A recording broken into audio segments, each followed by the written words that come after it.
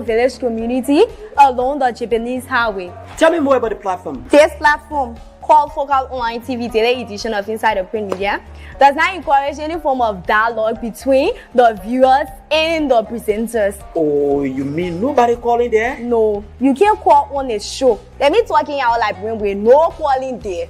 So all you can do is you will listen to the news, and they can also encourage you to buy the newspaper to listen to the news in details. But do you do viewer recognition at times? Oh yes, we do viewer recognition. When you are watching, we notify you, and sometimes we even appreciate you on a show, telling you thank you for always following us.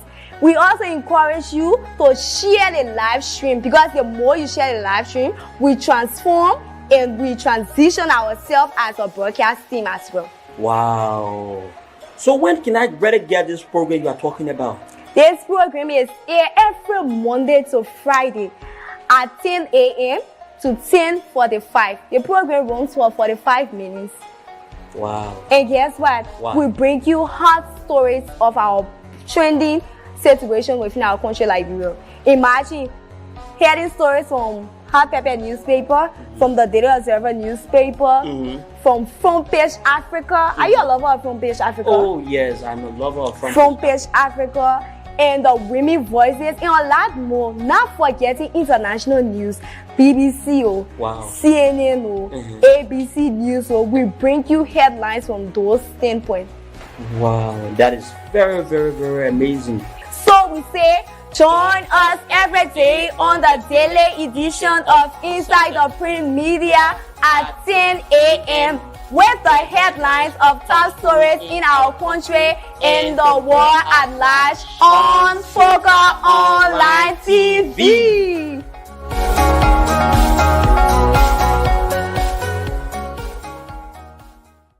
Okay, welcome back, folks. Good morning, fellow Liberians. It's always a pleasure to be here to inform you about things happening in our country, Liberia, and the rest of the world. My name is Kay Lyndon Toba, and this is the program Inside the Print Media, your most informative program where we highlight all of the trending development taking place in our country, Liberia. Today, I'm very much excited, and we have with us in studio various newspapers. We have the Front Page African newspaper, we have the Daily Observer newspaper, we have the Hot Pepper newspaper, and lastly we have the New Dawn newspaper. For those of you who are watching this morning, we want to say good morning to you. Whenever you are watching, it depends on your geographical locations. We want to say good morning, good evening, good afternoon, dependent on where you are watching us this morning. So let's go over strictly to the Daily Observer newspaper and read the first headlines there. Relief of street case imminent as gender ministry partners pose to launch an ambitious project to take children off the streets and save the next generations. Relief for street case imminent as gender ministry partners pose to launch an ambitious project to take children off the street and save the next generation. Saving the next generation is a must. We don't do it, we will. If not, then when? Benny Harris Collins, Minister of Gender and Social Protection, said at a meeting with media practitioners for a fortnight ago. Our case futures are being destroyed and we are doing nothing about it. Some as young people are 4 and 5 years old. This will come back to haunt all of us one day or the other. The minister's impassioned statement were in reference to the hundreds of thousands of kids who roam the streets of Monrovia and other parts of the country performing roles of breadwinners in full view of the state and other stakeholders without hardly any leadership or accountability to address the root causes of this generational malice. The whole state of affairs of the nation's children is a decade-old problem with no remedy in sight as those school-age kids roam the street vulnerable of all kinds of vices, including exploitation, domestic, sexual abuse, drug, and potentially a life of crime. However, efforts are now underway by the Ministry of Gender and its partner to address the issues of children in Liberia through an ambitious project titled Support a Child Save the Future. This project aims to remove children living on the street and enhance their well-being over the next 5 years. The initiative comes in response to the concerning number of children living in street situations are highlighted by a comprehensive assessment conducted in collaboration with UNICEF. It pains my heart every day when I drive along the street and see promising kids that should be the future of our country are literally in ruins. And I think that if we have no time to correct this is the time now, the minister said. We have recognized and we are unprecedentedly losing on the potential future of the country, and the only way to redeem the situation is to first implement an effective system for children living in street situations, the minister said. As such, the project is the government of Liberia's strategic short, medium, and long-term measure to remove children living in street situations off the streets and sustainably improve their well-being. Because the initiative is new to Liberia and as part of the learning process, she said the project is being initiated with a 12-month pilot phase, the short term, which will begin in August 2024. The lesson learned from the pilot will inform the full implementation of the medium and long term.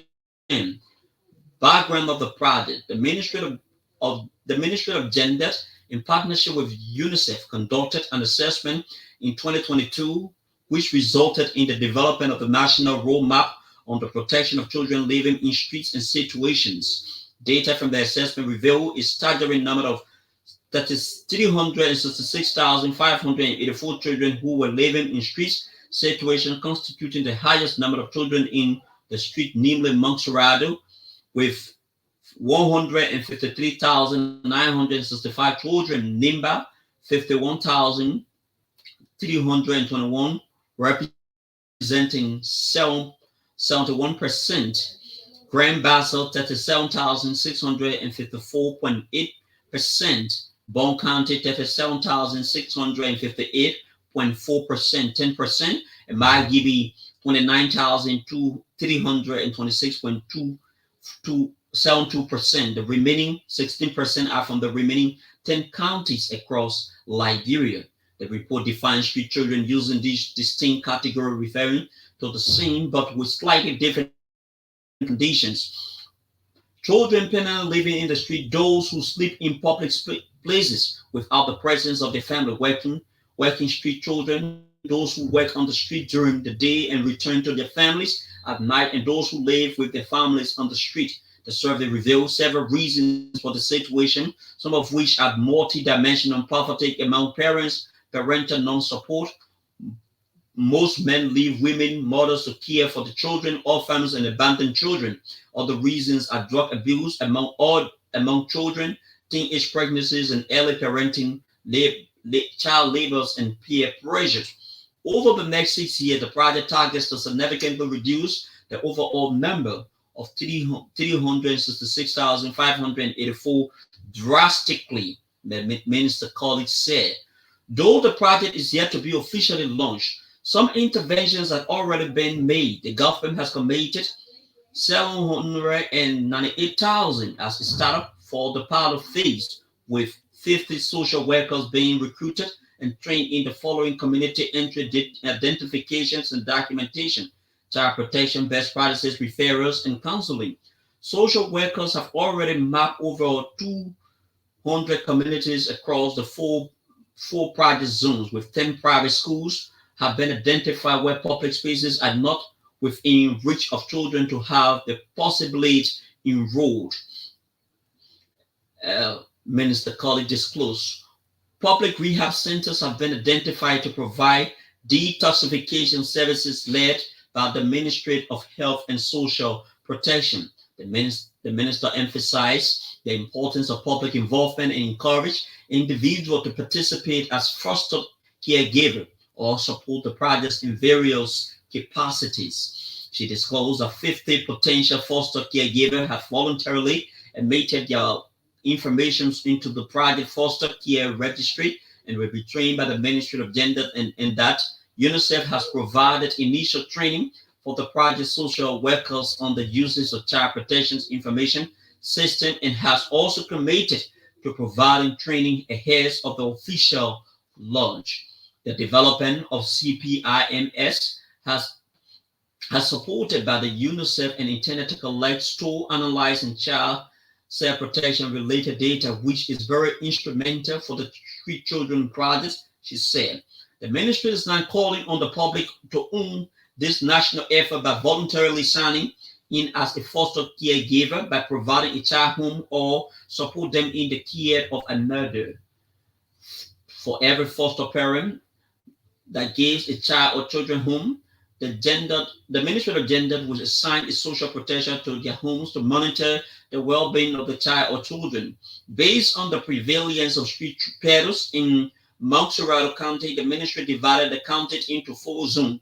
Zone 1, the region begins with Gabriel Tucker Bridge, Waterside Bridge, Stoughton Creek Bridge, and Douala, and runs to Pearl River Bridge. Zone 2, Greater Monrovia, West Point Slipway, Central Monrovia, Single Close, Avamuma, Zone 3, Congertown, ERW, Abitobo, and RIA Highway.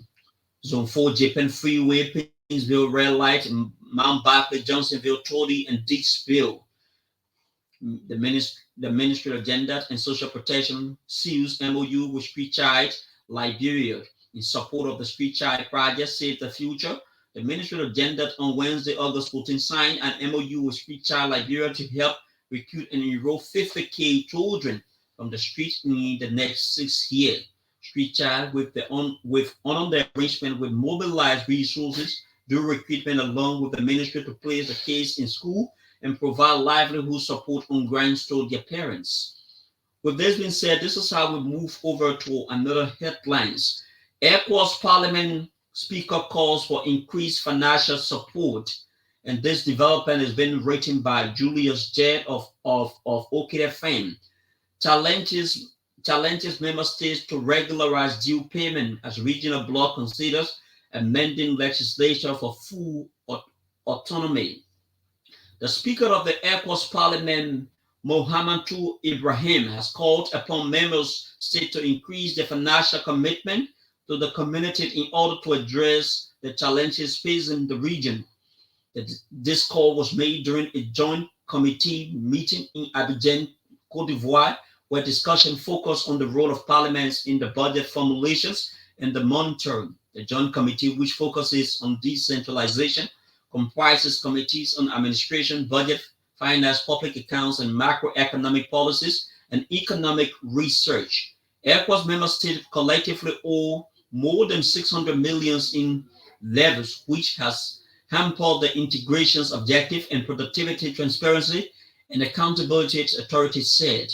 Speaker Ibrahim says that this is unacceptable, urging member states to see their regular payment of their levies as an obligation to the regional body. She emphasized the need for the increased funding to the regional body due to the current dangers and difficulties hindering the execution of the community's project. According to Madam Ibrahim, member states need to scale up their efforts to enhance the community as the current context is marked by global repercussions of recessions and inflations provoked by international tensions and security threat within the region.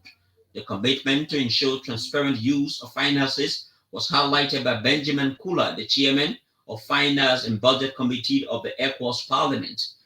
This can only be achieved through the meaningful engagement with key stakeholders, especially the ECOWAS Commission and the Administrations and Finance Committee, which is a statutory committee on the provision of ECOWAS Councils of Ministers.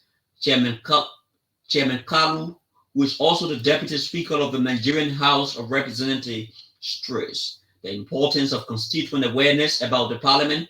Budgetary actions was also emphasized during the meeting. Dr. Dwahwana Mamadou, the Vice President of Ivorian National Assembly, highlighted the importance of constituents being informed about the Parliament's role and actions regarding budgetary actions, expressing his pleasure that the Abidjan meeting is addressing an important subject like the budget. Madam Nika Kabai, the Ivorian Minister of Economic Planning and Development, in a brief remark, also noted that the adoption of the community budget was a decisive turning point. While this budget outlines all of the resources and expenditure plan for ECOWAS institution for the years in a single document, it is primarily the financial translations of our region's integrations and development policies, Kaba said. Members of the ECOWAS Joint Committee who are convening in Abidjan, like Cote d'Ivoire, Ambassador Ohora Ahi, the head of ECOWAS National Office of Nigeria and chairman of the Administrations and Finance Committee, also highlighted the significance of the synchronized efforts between ECOWAS sources. She emphasized the essential need for these three entities to work collectively and cohesively to ensure effective coordinations and collaborations for successfully executing community policies and programs. Fundamentally, these three entities work with synergy for effective coordinations and collaboration to achieve the successful implementation of the community policies and programs. Ambassador Awi said, ECOWAS Parliament considers amending legislation for full autonomy. It is no secret that ECOWAS Parliament is currently contemplating amendments to its 2016 Supplementary Act in order to grant Assembly full autonomy, an initiative that is being spearheaded by the Joint Committee convening in Abidjan. The proposed amendment, which are the core of discussions at the ongoing meeting, aims to enhance parliamentary autonomy and bolster the Assembly's power. Speaker Ibrahim referenced the potential amendment in her remark, indicating that the increased authority could assist in achieving the ECOWAS of the People's Agenda 2050. Abdullah Daman, the ECOWAS Commissioner of Internal Services, suggested that the direct elections of parliamentarians could ensure their full legislative authority. Kalu, chairman of the Joint Committee, also emphasized the need for concrete conclusions and recommendations on the proposed amendment. He pledged to lead the Parliament's delegations in advocating for transparency and accountability to the ECOWAS authority of head of states and government. He also assured that the Parliament could enhance oversight of the ECOWAS Commission to ensure responsible use of its finances. Meanwhile, the overall collaborative effort between ECOWAS Parliament Commission and the Administrations and Finance Committee were seen as crucial for the successful implementations of regional policies and programs. With this being said, this is how we transition over to the Front Page Africa newspaper. What is the Front Page Africa newspaper reporting this morning? GAC audit reveals NAFA overspent 3.6 million beyond approved budget, but management denies allegation. Let's bring that headlines again. GAC audit reveals NAFA's overspent 3.6 million beyond approved budget, but management denies allegation. The National Fisheries and Aquaculture spent over 3.6 million beyond its approved budget for the sustainable management of fishery project, according to a recent audit by the General Auditing Commission. The GAC report states, during the audit, we observed the management expended $3,628,388 in excess for its approved budget without evidence of a supplementary budget or no objection from the bank. These findings are from the audit of the Liberia Sustainable Management of Fishery Project for the year ending December 30, 2023. In response, NAFA's Director General Emma Glasgow refuted the GAC's finding, stating that the auditor assertion that the aforementioned payments were made without supporting document is incorrect. All the payments were made with the requisite supporting document. These documents are available at the PFMU and PIU, and we are attaching the copies of contracts and bid documents for the auditors reviewed. During the audit, we observed that the management expended in excess of $3,628,386 of its approved budget without evidence of a supplementary budget or no objections from the bank. Spending in excess of approved budget may lead to misappropriations of the project's fund. This may impair the achievement of the project's objective. Unauthorized access disbursement over approved budget may lead to misappropriations and misapplications of the project's fund. General Auditing Commission's audit report. However, the GSE maintained that the management response did not adequately address the issues raised. The commission advised that moving forward, management must ensure all payment water by the Bank of Management on behalf of the project are within the approved budget and part of the procurement plan. The GSE emphasized that it stands by its funding and will follow up on the implementation of its recommendation during subsequent audits. The GSE warned that NAFA's management might be in violation of Section 24 to 1 to 2 of the PFM Act of 2009 as amended in 2019. Spending beyond the approved budget could lead to misappropriations of project funds and potentially impair the achievement of the project's objective. Unauthorized asset disbursement could result in further misappropriations and misapplications of funds.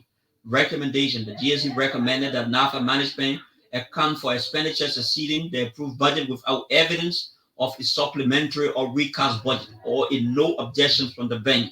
The GSE also urged management to ensure that all expenditure remain within the approved budget limits where applicable, secure supplementary approval or no objections from the bank before disbursing excess funds.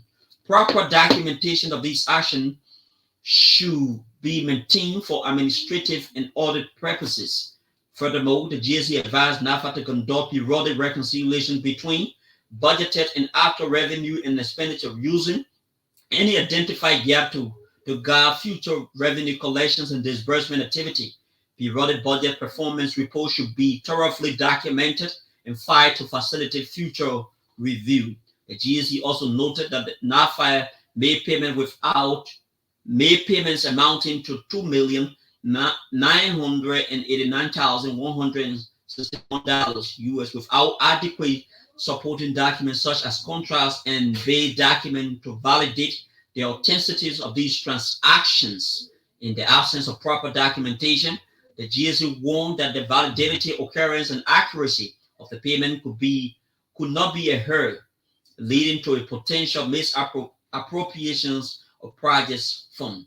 The absence of adequate supporting documentation may result in fraudulent financial practices as management could override procurement processes and disburse funding without proper oversight. The GSE called on NAFA to account for the transactions lacking adequate documentation as detailed in Annex 1 of the audit report.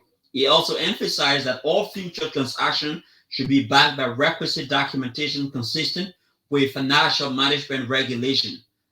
In its response, NAFA reiterated all payments were supported by the necessary documentation. These documents, according to NAFA, are available at the PFMU and PFIU with copies of contracts and bid document attached for the auditor's review. The GSE also observed that the management facilitated the disbursement of 36,000 travel advances without evidence of approved travel authorization funds. The commission noted that without these funds, there is a risk that the project funds could be used for activities unrelated to the project's operations. With this being said, this is how we move over to another headlines on the front page Africa newspaper.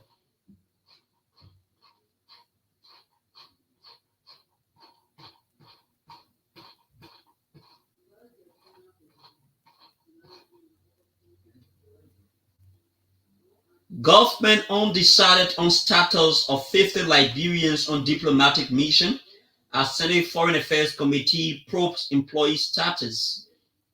Amid reports of unbearable and harsh living and economic conditions confronting Liberians serving foreign mission, the government of Liberia appears resolute over recalling and subsequently replacing them.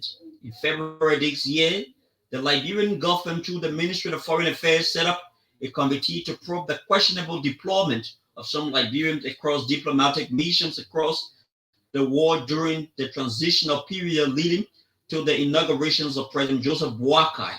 The committee, which is headed by Ambassador George W. Wallace Jr. and co-chaired by Mr. Jaka M. Kamara, was tasked with the mandate to review concerns and challenges raised by foreign missions, considering the recent replacement of foreign service officers at the various missions between July 2023 to February 2024. Other members of the committees include Ambassador Dr. Ibrahim B. Kaba, Dr. Ibrahim Yen. Others were the Civil Service Agency Internal Audit and relevant department of the Ministries of Foreign Affairs. The primary objectives of the special committee is to conduct a comprehensive review of the placement of these officers and provide actionable recommendations for ensuring compliance with all relevant rules and regulations of the Foreign Service Manual. A statement issued by the Ministry of Foreign Affairs stated, following the mandate, the government has reportedly stopped the payments of salaries and other benefits to over 50 foreign service staff, some of whom have voluntarily returned to the country to undergo investigation. This has compelled many foreign service staff to battle harsh economic constraints and other difficulties, including eviction from their rental apartments and abroad. The possibility of them sending their children and others to grade schools and university this academic year remains uncertain due to the decision taken by the government to block their payment of their salaries and other benefits from Push Africa guided the action by the government to subject its citizens on foreign mission to an investigation surrounding the manner and form in which they were selected is being randomly perceived in the public as a witch hunt. Sticking to plans. Speaking in a hurried chat with legislative reporter following the climax of a closed-door meeting with the members of the Foreign Service Committee on the Liberian Senate on Wednesday, August 14, Foreign Affairs Minister Sarah Besloyanti downplayed the constraint faced by the Foreign Service staff abroad. When quizzed about the challenges Foreign Service employees are encountering due to the ongoing investigation launched by the government, Minister Yanti disclosed that the ministry will continue to implement its plan towards the matter.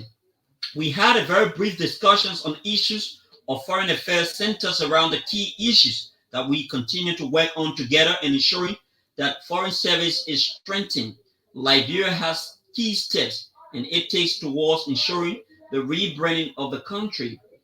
She, however, failed to adequately respond to reports of witch hunts foreign service employees. Details undisclosed. Also speaking, the chairman of the Senate Committee on Foreign Affairs reneged to provide details on the closed-door meeting held with Minister Sarah Besloyanti's authorities of the ministry. Senator Ibrahim Darius Dillon admitted that the issues discussed were centered on a lot of issues surrounding and affecting on Liberian foreign service. Part of the meeting, we also discussed some issues surrounding visa denial by the U.S. Embassy. The percentage of denials is very high. We are concerned and we wanted to know why. Senator DeLong, however, confirmed that some Liberians serving foreign mission have returned home and are cooperating with the investigation. He said, government through the Ministry of Finance and Development Planning will reimburse foreign service staff who brought plane tickets to return to the country for the investigation along with their resettlement packages. This is a cooperation from them. The process is on, and I'm hoping that it will end before the close of September or October latest. The workings and execution of the tasks and responsibilities of the Foreign Service Committee of the Liberian Senate seem to be partial, thereby downplaying the real issues affecting the Foreign Service employee. In July this year, two lawmakers from the opposition coalitions for democratic change serving the Liberian Senate raised alarm over the multiple unbearable challenges faced by Liberians serving at various diplomatic missions and embassies abroad, a situation threatening their well-being and survival. Senator Sir Joseph and Nantana McGill claimed that the diplomats assigned to Liberians embassies in some African countries and elsewhere are encountering numerous challenges that need to be addressed by the government. The two lawmakers claimed that the payment of remunerations and daily subsistence allowance to Liberian foreign missions, including embassy, has been deliberately ignored for reasons best known to the Minister of Foreign Affairs. They noted that as a result, Liberian diplomats and others at various foreign missions and embassies are encountering unbearable circumstances just to survive in foreign lands. We are writing to bring to your attention of the plenary of the Liberian Senate that conditions of our citizens working in the foreign service at various foreign missions, Senator representing Montserrat County and Margibi counties respectively, we seek the indulgence of the plenary to intervene in the challenges of our citizens face, particularly in Senegal, Nigeria, and a few other countries. Justifying the significance of the communication, Senator McGill disclosed that citizens serving at foreign missions were appointed by the government, and as such, their well-being should not be downplayed by the government. He claimed that these foreign diplomats are being allegedly denied their just benefits, a situation compelling them to reside in countries where they cannot even afford to buy food. Some of them cannot even afford to pay their rent. Their rent should be the responsibility of the Republic of Liberia. So we are asking the Senate to kindly intervene on the behalf of those Liberian citizens so that they can receive their just benefits. With this being said, this is how we would love to entertain a short break. When we come back, we fill you in with development regarding the New Dawn newspaper and that of the Hot Pepper newspaper. Hello, dear. My name is K. Lyndon Toba. I'm in search of a platform where I can get credible information of our daily happenings in Liberia and the world life. Hello, K. Lyndon Toba. My name is Greg Courage. Haven't you heard about Focal Online TV? You say Focal Online TV?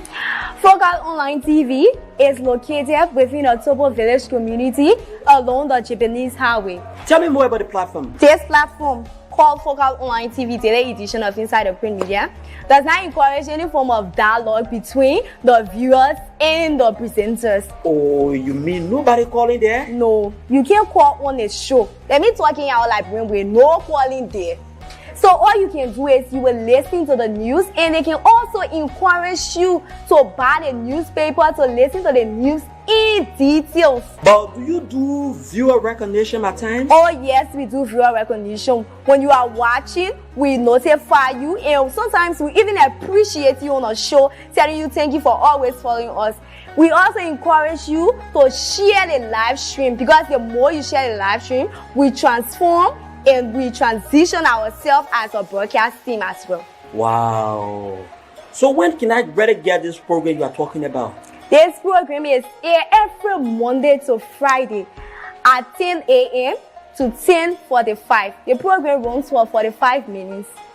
Wow. And guess what? Wow. We bring you hot stories of our trending situation within our country, Liberia. Imagine hearing stories from Hot Pepper newspaper, from the Daily Observer newspaper, from Front Page Africa. Are you a lover of Front Page Africa? Oh yes, I'm a lover of Front Page Africa, and the Women Voices, and a lot more. Not forgetting international news, BBC, wow. CNN, ABC News. So we bring you headlines from those standpoints.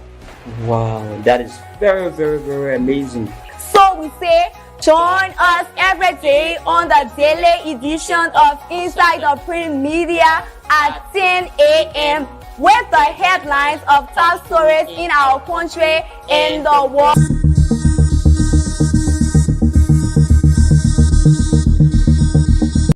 Hello, dear. My name is K. Lyndon Toba. I'm in search of a platform where I can get credible information of our daily happenings in Liberia and the world life. Hello, K. Lyndon Toba. My name is Greg Courage. Haven't you heard about Focal Online TV? You say Focal Online TV? Focal Online TV is located within a Tobo village community along the Japanese highway. Tell me more about the platform. This platform, called Focal Online TV Daily Edition of Inside the Print Media, does not encourage any form of dialogue between the viewers and the presenters. Oh, you mean nobody calling there? No, you can't call on a show. Let me talking out like when we're no calling there. So all you can do is you will listen to the news, and they can also encourage you to buy the newspaper to listen to the news in details. But do you do viewer recognition at times? Oh. Okay, folks, welcome back. So let's run strictly over to the Hot Pepper newspaper. I don't suppose same-sex marriage. UMC Bishop Choir discloses. That's the United Methodist Church Bishop Choir discloses. Since the recent International Conference of the United Methodist Church in the United States of America, where votes were taken to allow same-sex marriage within the United Methodist Church globally, there has been conflicting views among officials and members of the United Methodist Church in Liberia annual conference as it relates to the position of the church at the recent international conference. Some members have been accusing the presiding bishop Samuel Quiet of endorsing same-sex marriage within the Liberia annual conference of the United Methodist Church, following months of heated debate across the country among United Methodist Church members. The Hot Pepper has conducted an exclusive interview with Bishop Quiet on his and the church position on the votes taken at the International Conference of the United Methodist Church to allow same-sex marriage in the church. In response, the Liberia Annual Conference bishop noted that indeed the decision was taken by the International United Methodist Church to allow homosexuality in its churches, which he did not support during the time of voting at the International Conference. According to him, votes were taken to allow such a practice within the United Methodist Church. Accordingly, the votes in favor were many, while the votes against were the minority, and the majority took the decision to allow the same-sex marriage within the United Methodist Church. He stated that those who voted against it were allowed by the conference committee to operate their churches without same-sex marriage. The United Methodist Annual Conference bishop reiterated that the Western churches of the United Methodist Church allow homosexuality because their society accepts such a practice. According to him, the Liberian Annual Conference of the United Methodist Church forbids such practices because Liberia does not practice such a way of life. He said that Liberia Annual Conference remain committed to upholding the principles of the Holy Bible, which forbids the practices of homosexuality among its members across Liberia. Bishop Quiet expressed his commitment to upholding such Christian principles.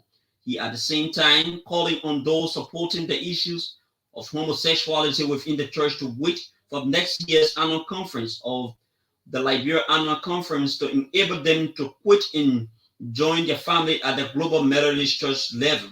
According to him, the Liberia Annual Conference remains committed to the fight against same-sex marriage across Liberia. So this is how we will wind down the curtain. But before then, let's begin to acknowledge our esteemed followers who have been following with us this morning. We have Shadrach Norin following from Chocolate City this morning, Chief. He said, then we have Kobe's. Kobe say, hello, brother. He recognized, he said, very bad quality mate. He said, then Shadrach Norin is also asking, is Foka FM carrying this also? Then we have Abednego Mahad is also following. So Kobe's, the technician, will definitely work on the quality. I think you are talking about the camera quality. I think you are making reference to the camera quality. Our technicians will definitely work on that as soon as possible. So many thanks to all of you who have been following this presentation this morning. My name is K. Lyndon Togba, and I presented on this morning. Hello dear, my name is K. Lyndon Togba. I'm in search of a platform where I can get credible information of our daily happenings